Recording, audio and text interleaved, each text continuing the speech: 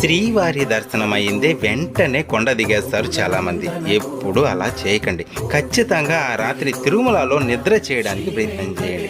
ఎందుకంటే స్వామివారిని సేవించడానికి దేవతలు వచ్చేది రాత్రి సమయంలోనే.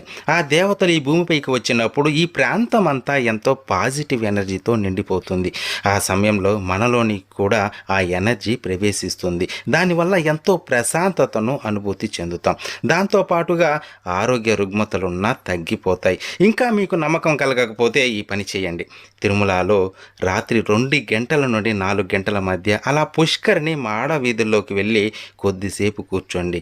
అక్కడ ఆ నిశ్శబ్దం మనస్సును దివ్యమైన అనుభూతికి లోనయ్యేలా చేస్తుంది. ఈ అనుభూతిని మీరు చెంది ఉంటే ఓం నమో వెంకటేశాయ అని కామెంట్ చేయండి. ఈసారి మీరు తిరుమల వెళ్ళినప్పుడు మాత్రం ఖచ్చితంగా అక్కడ నిద్ర చేయడానికి ప్రయత్నం చేయండి. ఓం నమో వెంకటేశాయ.